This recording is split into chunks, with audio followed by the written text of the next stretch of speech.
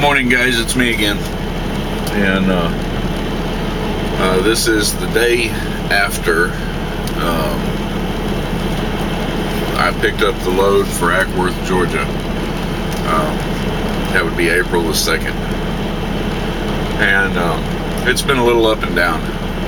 When I first picked up the load, I was going to be short, and I wasn't going to be able to make it on time, so I played with my route a little bit, and I got a route that by my calculations were going to put me there a little bit early and give me a little bit of time to play with. And all the way up until the last 10 miles of this run, I had, a good amount of time. Unfortunately, the last 10 miles and some of the next few miles are all under construction. And it's pretty bad. Last night I hit this area about 8:45, and the rest area I was originally planning to stop at, it's only a mile or two here south of me. Construction got down to one lane, and then there was a truck. I don't know how this happened, but there was a truck that flipped over into the ditch. So it had traffic shut down completely for long enough, These delays like this, man, they can kill you, and they can kill your clock, and that's kind of what happened. So now I'm sitting here. It's by my GPS's calculations, and it's pretty accurate. I'm at 8 hours and 39 minutes to my final destination, and it's constantly adding time for these construction delays, because my GPS picks up construction, congested traffic, accidents, all that stuff, and it's constantly updating. And I'm sitting at 8 hours and 40 minutes now. Problem with that is I've only got 8 hours and 25 minutes left on the clock. So unless the calculations on the GPS are wrong, and occasionally it is, I'm not going to make it. So I saw that there was a pilot at exit 131 on I-71 South here in Ohio, and I got on the CB and I asked, to try to, because I was so tight on minutes, I didn't want to waste any pulling into this pilot. If I didn't have to, Flying J, whatever it was a Flying J pilot. Maybe there's both of them here. Hell, I don't know. Anyway, on the 131, I didn't want to pull in there if there wasn't any parking. So I got on the CB and I asked, is there any parking over at the Flying J? And this guy gets on and he says, man, if you'll exit 131, and then instead of going to the Flying J, he says, turn right and come to the McDonald's and the Wendy's. And he says, turn at that stoplight between them two, behind McDonald's and Wendy's. There's plenty of parking back here. So at first I wasn't going to follow that, because drivers can be dicks sometimes, and I couldn't afford to get turned around. But I figured, what the hell, and I went ahead and turned for it, and it brought me out here. This is where I was parked last night. Okay, so it's wet, it's raining a little bit. That stoplight right there where that errands truck is, that's where I turned in. Of course, there's Wendy's, there's an Arby's, there's a something else over there behind Snyder, I can't remember. Anyway, there's a Waffle House down here, there's a Kentucky Fried Chicken, there's a Bob Evans, there's a Tom something or another inside that gas station, there's a Cracker Barrel, there's a Starbucks right over there, and we got this parking lot. And I had two trucks in here when I pulled in, and this is what it looks like now. But where that car is turning, there's another parking lot. Let's see, you can kind of see right between this trailer and tractor, that truck parked over there. There's enough parking over there for about 10-15 trucks. And this is one of those jewels that you find every now and again when you're out driving over the road. It's just a hidden parking lot, you know. At some point, maybe this used to be a store of some kind, you know, but now it's just a dead, empty parking lot, perfect for using for trucks. So on this side of Wendy's over here, there's actually a sign that says Wendy's Truck Parking, and has a little narrow driveway that I doubt anybody could actually fit down in one of these trucks coming back into here. So anyway, I'm about to hit the road. I finished my pre-trip here just a little while ago, and I logged it in. I've been sitting here off duty talking to y'all. I only have 6 hours on the clock today because I'm at that point in my 70 where I'm operating off of what I pick up for the next day, and today all I picked up was 6 hours. And by the time I got through all that damn construction, I didn't have enough hours left to really do anything with.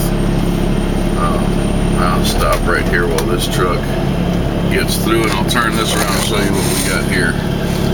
See, there's the rest of that parking lot. He's pulling in to get him some parking right now. Anyway, it is what it is. You know, the load isn't due tomorrow, or today. It's not due till tomorrow. But, you know, I was just really, really hoping that I would be able to get it out, get it there, pick up another load, be on the road again, you know. So, you know, I posted on Facebook this morning because, you know, I get a bonus if somebody decides that they want to come to work for Millis and they use my name as a reference. So I posted on Facebook this morning and asked any of my friends, you know, if they wanted a career change, to let me know. You know, I could put them in contact with people they need to get in contact with to change careers, you know, and get them a good career. Well, I had a friend of mine, a good friend of mine, probably one of the only good friends I've actually got, who contacted me and told me that once I had my year in, that he could get me a job working for the company he's a mechanic for, bringing home $1,000 to $1,500 a week and home every night. Man, it's tempting. I mean, that is tempting. And I'll have to give that some thought, you know. But there's a couple of things in truck driving. Everybody has something that's important to them. You know, there's a couple of items that everybody figures is the most important thing for them as a truck driver. For me, one of those things is the equipment. I live in this truck. You know, this truck belongs to Millis, and if I leave Millis, this truck goes back to them. When Millis decides that this truck has outlived its usefulness, they'll trade it in and they'll give me another truck. But until that time comes, this is my truck. You know, I live in this truck, and you know, I'm not really down for the slip seating thing. You know, for getting into a different truck every week, you know, or every other week, or never knowing whether or not, you know, your truck is in, you know, good condition because you weren't the last one to drive it. You know, those things are deals feet, that turn right on, you know, I-71 I'm not really south. all that fond of. I don't like the idea of slip seating at all, and I don't know that I really want to work for a company that has slip seating. I want to either be assigned a truck, you know, and that be my truck, or I don't know if I can work there, you know. Turn right on I-71 south. The money may be good, you know, but the hassle and the problem with constantly dealing with a truck, you know, that's a whole different monster than what you drove, you know, the week before. I just don't like the idea of slip seating, all right? And that's possibly a deal breaker for me. Also, I'm kind of, you know, my wife said it best, I guess. You know, she kind of responded on that post. responded to Clyde about it. And, you know, I'm kind of addicted to the road, you know. I mean, I love my wife, you know, I love my kids, you know. So I don't want this to come out sounding the wrong way. I really don't. But the whole idea of you know, being home all the time, continue on I-71. it's hard for me to explain.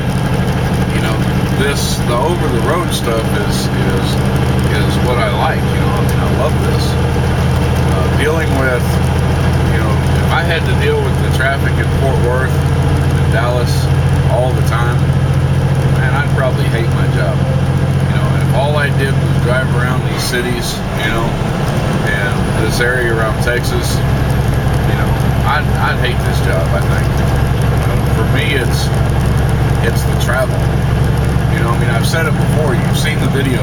You know, you've seen the videos that I posted. You know, of you know, the mountains and the places that I see. You know, and I'll post more of them. You know, before this year's over. But it's seeing the things on at the end of the road. You know, it's seeing the things in the different states. You know, the countryside, the scenic view, if you will. You know, you know, being able to drive through a town and know that, you know, President Lincoln was born there. I know it's kind of silly. You know, it doesn't mean much. You know, by the way, I've drove through Bill Clinton's birthplace too. That's, you know, anyway, it's just kind of an aside, nothing really special there, you know. But, you know, it's just that we grow up, you know, and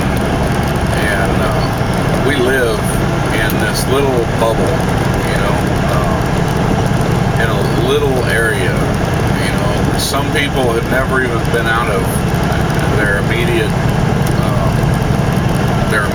growth area. You know, my wife was born in Santo, and she'd been around Dallas, Fort Worth, Santo, Mineral Wells, Weatherford, Palomino, down south towards Steveville, you know, and all that. She'd never seen the ocean, you know. I took her to Galveston for the first time. I took her on the ferry for the first time. She saw dolphins with me for the first time, you know. And you know, it's an experience, you know. She'd never been out of there, you know. I mean, she went to Oklahoma with me for the first time, you know. She got to see that little bit, you know, and I mean, you just think about it. All of that except for Oklahoma is still in Texas. She's never been anywhere, you know, and until I got this job, I'd never really been anywhere either. I mean, I was born in Missouri. I've lived all over Missouri. You know, I've been in Kansas. You know, I've been in Arkansas. I've been in Oklahoma. You know, I've been in Louisiana. You know, and I've been all over Texas. You know, we went to the Bahamas when I was young, when I was a kid, and we stopped in Florida. I never got off the airplane. In the Army, I went to the National Training Center in California. You know, we flew in. So I got to drive around California a little bit in the Mojave Desert.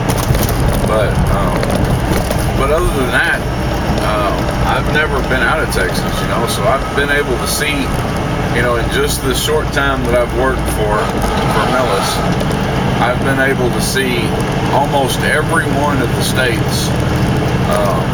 If you draw an imaginary line between Iowa and Texas, I've been able to see pretty much every state east of that, and drive through it, you know, and learn, you know, some of the quirks about them, you know, and I'm excited about seeing more of those states. You know, I'm excited about delivering in Virginia and West Virginia, and doing more deliveries in Kentucky and Tennessee. You know, I'm excited about staying out of New York and Pennsylvania, because those places are a pain in the ass. New Jersey, you know, stay out of there. run me everything else. I've seen enough of them, you know. But I've been to Rhode Island, you know, and delivered there. You know, I mean, I've been everywhere except Florida. You know, I mean, if it's a one of those states on the east of that line, yeah, I've been there. You know, unless we're talking about Florida, I haven't been to Florida. You know, and I don't know that I want to give that up. You know, if anything, I want to expand. One of my big frustrations with Millis is that we only run that line to the east. We don't run to the west. You know, I want to run Colorado, and I want to run Wyoming and Idaho and Montana, and North and South Dakota, and Washington State, and Oregon. You know, I want to run Nevada and New Mexico and Utah, and, you know, and all that stuff. You know, notice I haven't said California. Y'all can keep California too. I put California up there about the same place I put New York and running Pennsylvania. You know, I love the countryside in Pennsylvania. I even love the countryside in New York. You know, give me a car and a vacation, and I'll run through them all day long. Semi, I don't like it at all. I just don't like it. New York, I guess, isn't so bad. I just really, you know, I just don't like it. It's not my thing. It's not what I want to do. California, I have absolutely no desire whatsoever to run California. As far as I'm concerned, they can take California and get rid of it somehow. You know? So anyway, that's been a really, really long explanation as to why the job offer is really, really tempting, and yet it makes me lose a couple of the things that I love so much about driving. And the first of those is the fact that I get to keep this truck. This is my truck. Nobody drives this truck with me unless I take it and put it in for a service, or if it has to go to a mechanic. This is my truck. It's assigned to me. I've put all the miles on it, you know, from the time I got it. You know, I know this truck pretty much inside and out. I know when something's wrong with it, or when something's not quite right. I don't have to drive this truck today, get used to how this truck runs, and then drive another truck tomorrow. This is my truck.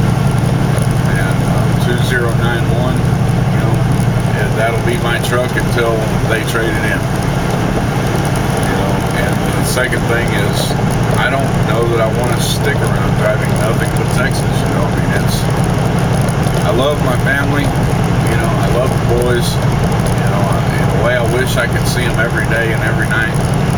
I wish my wife could come out here on the road with me, you know, and be out here with me and get to see some of the things that I see, and, you know, and all that. But, you know, she got it right. You know, I'm addicted to the road. I'm addicted to seeing what's around the corner, you know, and I don't know that I can drive well. I just don't know that I can do it. Not be happy. All the little frustrations that I deal with in this job, you know, I'm happy. Very happy. I really like the job. I like the pay.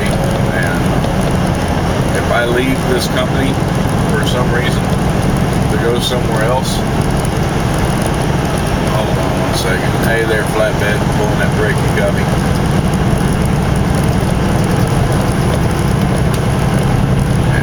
Back strap is loose. Hey there, flatbed, you copy?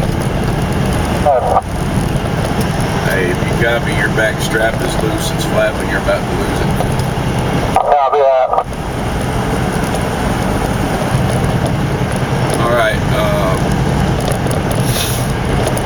Anyway, what I was saying is I really, really enjoy the job, you know, and you know, we'll just leave it at that for now. So, y'all take care, man, and I'm going to give it some thought. You know, and this flatbed's pulling off onto the shoulder, so that's a good thing. Now, I may have saved him losing his job. I may have saved cars behind him getting, severely injured. So anyway, y'all take care, and we'll catch you next time. I'm going to give it some thought, over the next few months, because it really is tempting. $1,000 to $1,500 a week, being home every night. I do love my family, and I do want to be with them. And I don't want to miss out on everything my boys are going through, or everything my boys are accomplishing. Because I'm proud of both of them. Even the youngest one is really struggling right now with learning how he fits in. I'm really proud of both of them. I love both of them. I'd like to be there for them. But this road being out here, that's why I became a trucker. That's what I like about it. So let me just leave it at that, because I got a lot to think about there, and we'll catch y'all later on. All right, y'all take care. Peace out.